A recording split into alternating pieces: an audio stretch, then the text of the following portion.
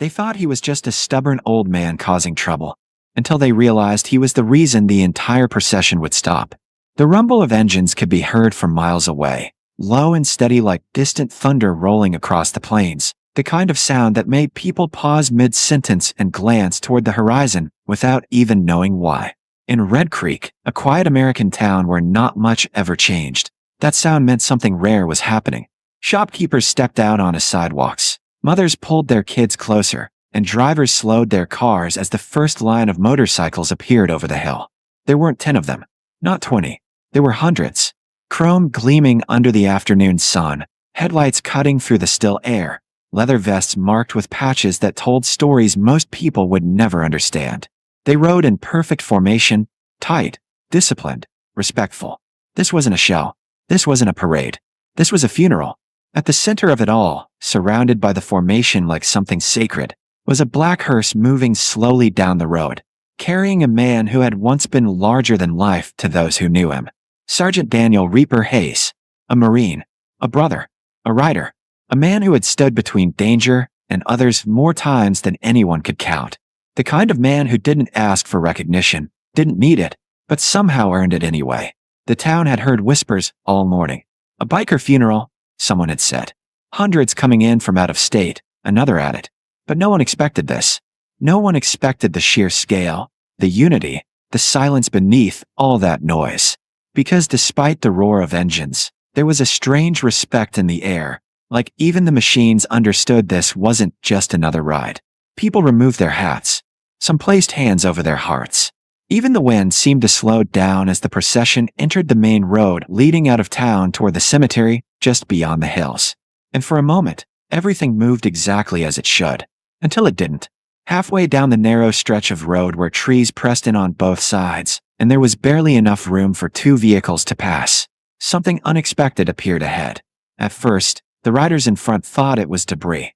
Maybe a broken-down cart, or some kind of obstruction left in the road. But as they got closer, the shape became clearer. Smaller. Still, human. The lead riders slowed, confusion rippling backward through the formation like a wave. Engines dropped from a roar to a growl, then to a low idle as more and more bikers eased off the throttle. The procession began to compress, hundreds of motorcycles tightening their formation as they approached the obstacle. And then they saw him, an old man, sitting alone in a wheelchair, right in the center of the road. He wasn't panicking. He wasn't waving for help. He wasn't even looking around. He just sat there, perfectly still, as if he had been placed there with intention, his hands resting calmly on his lap, his posture straight despite the years etched into his face. Traffic behind the procession began to build, cars stacking up in a long line, drivers leaning out of windows trying to understand what was happening. But up front, everything had come to a complete stop. The lead biker raised his hand, signaling the rest to hold position. One by one, engines shut off, the sound fading until an eerie silence settled over the road that had just moments ago been alive with thunder. A few bikers dismounted, boots hitting asphalt, their expressions shifting from confusion to concern. This wasn't normal. Funerals didn't stop.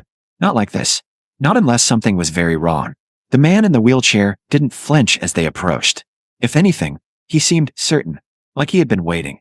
One of the bikers stepped forward, a tall man with a gray beard and a presence that commanded quiet without needing to raise his voice. His vest was heavy with patches, each one earned, each one carrying meaning. He moved slowly, deliberately, stopping a few feet in front of the old man. "Sir," he said, calm but firm, "we need to pass." It wasn't a threat. It wasn't even frustration. Just a statement of fact wrapped in respect. The old man didn't respond immediately. His eyes remained fixed on something behind the biker, something deeper within the procession. The gray-bearded rider followed his gaze, turning slightly, and that's when he realized the old man wasn't looking at him at all. He was looking at the hearse. A long moment passed. No one moved.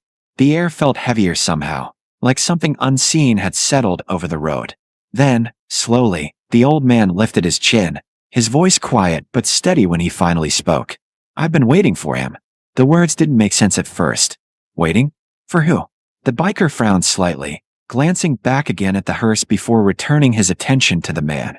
"Sir," he tried again, a little softer this time. "This is a funeral procession." The old man nodded. as if that confirmed something rather than corrected him. His fingers tightened slightly against the armrests of the wheelchair, the only sign that something deeper was happening beneath his calm exterior. "I know," he said. And then he looked up directly into the biker's eyes for the first time, and there was something there. Something heavy, something unresolved, something that didn't belong to the present moment at all. "That's why I'm here." They thought he was confused, maybe even senile, but what he said next would stop 450 bikers in their tracks. The silence that followed his words didn't feel normal. It felt heavy, like the kind that settles in right before something changes everything. The gray-bearded biker studied the old man more carefully now, no longer seeing just a roadblock, but something else entirely. Something deliberate. Around them, more riders had stepped off their bikes, forming a loose circle at a respectful distance. No one shouted. No one rushed him. That wasn't how they handled things, especially not on a day like this. The hearse idled quietly behind them, its presence pressing into the moment like a reminder that time was supposed to keep moving forward, but wasn't. "You've been waiting?" the biker asked, his voice lower now, less authority and more curiosity. The old man nodded slowly, his eyes never leaving the hearse. Up close, the years showed more clearly. Deep lines carved into his face, hands weathered and unsteady, but there was nothing weak about him. Not really. There was a kind of strength there that didn't come from muscle anymore, but from something older. Something carried. 50 years, the old man said quietly. A ripple passed through the crowd. 50 years? The biker frowned, glancing back again as if expecting someone else to step forward and explain what was happening, but no one did. The road, the trees, the people watching from their cars, all of it seemed to fade into the background. "Sir, I don't understand," the biker admitted. And for the first time, the old man shifted his gaze away from the hearse and looked directly at him. There was no confusion in his eyes, no hesitation, just certainty. Slowly, with hands that trembled slightly, he reached into the inside pocket of his worn coat and pulled out a folded photograph. It was old, edges frayed, corners bent, the surface faded from years of being handled more times than anyone could count. He held it out. The biker hesitated for half a second, then took it carefully, like it might fall apart if he wasn't gentle. He looked down. It was a black and white photo. Two young soldiers standing side by side, covered in dirt, faces exhausted but alive. One of them had an arm slung around the other, like he was holding him up. The biker's eyes narrowed as he looked closer. Something about the face on the right, the jawline, the eyes, even younger, it was unmistakable. "That's him," the old man said softly, his voice thickening. "That's Daniel Hayes." The biker looked up sharply. Around them, others leaned in, tried to catch a glimpse of the photo, sensing that whatever was happening mattered more than the road being blocked. "You knew him?" the biker asked. The old man let out a breath that sounded like it had been held in for decades. "He didn't just know me," he said. "He saved my life." The words landed hard. Not dramatic, not exaggerated, just true. And somehow, that made them hit even deeper. The old man leaned back slightly in his wheelchair, his gaze drifting somewhere far away, not to the road, not to the bikes, but to a place no one else there could see. "Vietnam," he began, his voice quieter now, but steady. 1971. Jungle so thick you couldn't see 10 feet in front of you. Heat that never let up. The kind that made your clothes stick to your skin and your thoughts slow down just enough to get you killed. No one interrupted. Not a single person. Even the distant noise of traffic seemed to disappear as the story pulled everyone in. "We were running a patrol," he continued. "Routine. At least, that's what they told us. But nothing was routine over there. Not really." He swallowed, his jaw tightening slightly. "We got hit. Hard. Came out of nowhere. Gunfire from both sides. Men dropping before they even knew what was happening." One of the bikers shifted his weight, his expression hardening, like he'd heard pieces of this story before in other forms, other voices. The old man's hands gripped the arms of his wheelchair a little tighter now. "I went down," he said. "Bullet caught me in the leg. Couldn't move. Tried to crawl, but it wasn't happening." He paused, the memory clearly pressing against him. "My unit, they had to pull back. That's what you do. You survive. You regroup. They thought I was gone." The biker holding the photo didn't say anything, but his grip on it tightened slightly. "I remember lying there," the old man continued, his voice dropping even lower. "Hearing the gunfire fade. Hearing the jungle come back to life around me. And realizing, he exhaled slowly. I wasn't getting out. The words hummed there, heavy and final. And then, he stopped. Just for a second. His eyes closed briefly, like he was stepping back into that exact moment. I heard footsteps. The biker leaned in slightly without realizing it. One set, the old man said. Not a squad. Not backup. Just one. His eyes opened again, sharper now. He came back. The biker didn't need to ask who. Base, he said quietly. The old man nodded. Everyone else pulled out. But not him. He came back into that mess alone. A murmur passed through the riders, low and almost reverent. He found me, the old man said. Dragged me out from where I fell. I remember telling him to leave me. Told him it wasn't worth it. That he'd get himself killed. A faint, almost broken smile touched his lips. You know what he said? The biker shook his head. The old man looked down at the photo, his thumb brushing over the faded image. He said, I'm not leaving you behind. The words hit like a punch. Simple, direct, unshakable. The kind of promise that didn't need explaining. He carried me, the old man went on. Through mud, through gunfire. I don't even know how far. I drifted in and out, but every time I came to, he was still there. Still moving. Still fighting to get me out. His voice cracked slightly now, the first real break in his composure. He should have left me. Any sane man would have. But he didn't. Silence swallowed the road again. Deeper this time. We made it, the old man said finally. Barely, but we made it. He looked up again, straight at the biker in front of him. I never got to thank him. The biker swallowed, his throat tight. What happened? The old man shook his head slowly. War ended. People went their separate ways. No social media. No easy way to find someone. I tried. God, I tried. But it's like he vanished. His eyes shifted back to the hearse. Until yesterday. The biker followed his gaze. You saw the obituary, he said. The old man nodded. Read his name, saw his picture. And I knew. His voice softened, almost to a whisper. 50 years, and I missed my chance.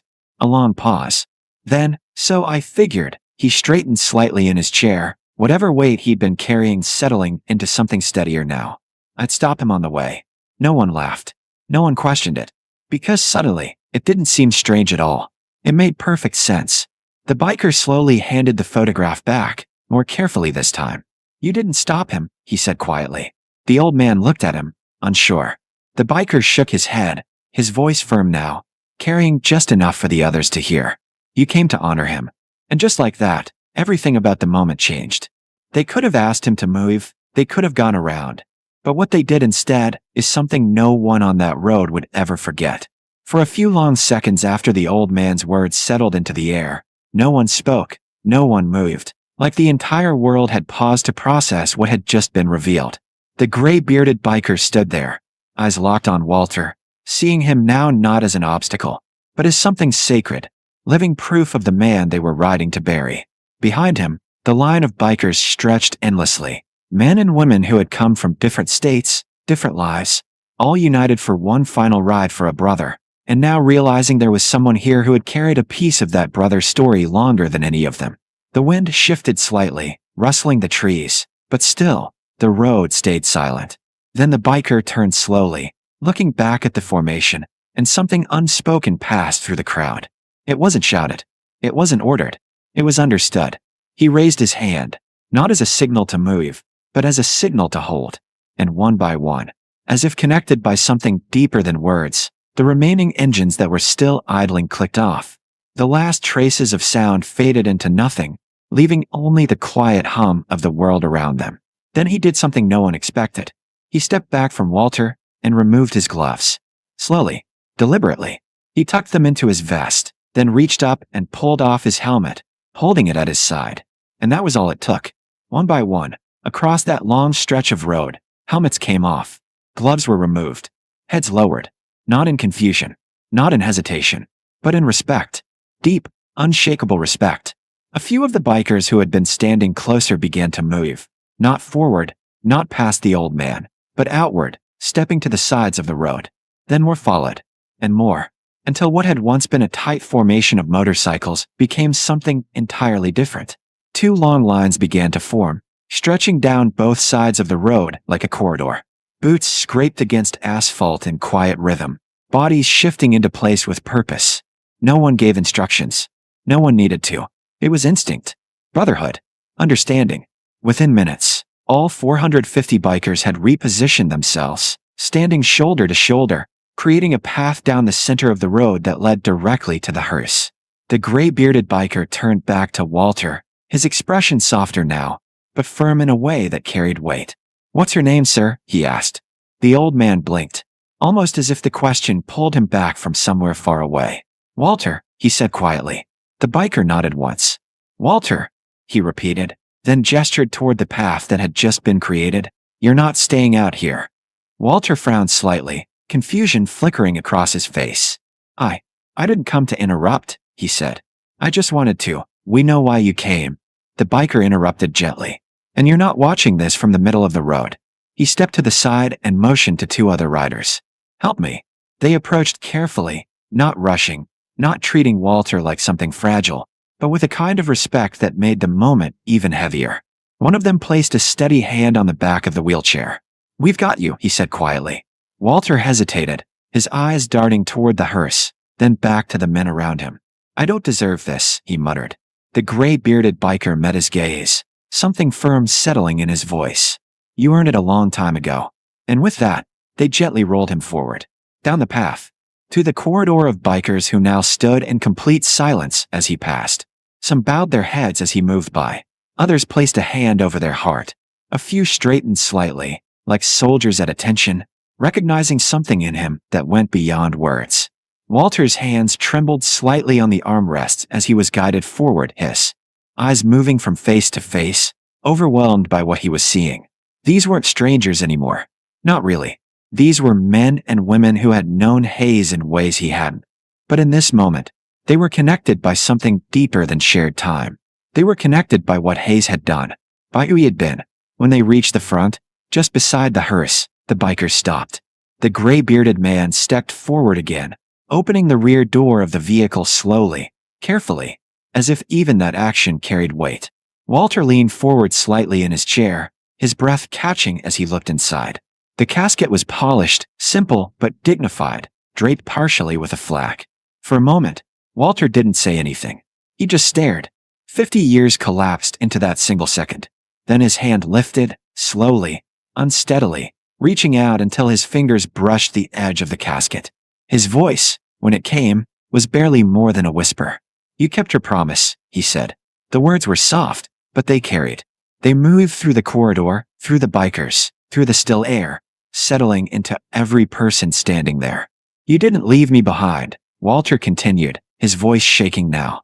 I just wish I hadn't taken so long to say thank you." A tear slipped down his cheek, but he didn't wipe it away. He didn't look away. He stayed there, hand resting on the casket, saying everything he had carried for half a century in a silence that spoke louder than anything else could have. Behind him, the bikers remained perfectly still. No shifting, no whispers, just presence. After a long moment, the gray-bearded biker stepped closer again, his voice low. "He knew," he said. Walter looked up. "Men like him, they don't do what they did for thanks," the biker continued. "They do it because it's who they are." Walter nodded slowly, his hand finally pulling back. He took a breath, steadying himself. "Still," he said quietly, "I needed to say it." The biker gave a small nod. "Then he heard you." Another pause. Then the biker turned slightly, raising his hand again. But this time, it meant something different. "We're walking him the rest of the way," he said, his voice carrying just enough to reach those closest, who then passed it along without words. And just like that, the formation changed again. No engine started. No one moved back to their bikes. Instead, they fell in beside the hearse. On foot. All 450 of them. The procession began to move forward once more, but now it was slow, measured, human. Boots against pavement instead of tires. The sound was softer, but somehow heavier. Walter remained at the front, his wheelchair moving beside the hearse, guided by two bikers who treated the role like an honor, not a task. As they moved down the road, people who had gathered along the sides began to understand that what they were witnessing was something far beyond a funeral. It was gratitude. It was brotherhood. It was a promise that had stretched across 50 years and still held strong. And at the center of it all was an old man who had refused to move, not out of defiance, but because he had one last thing to say, and 450 bikers who made sure he was heard.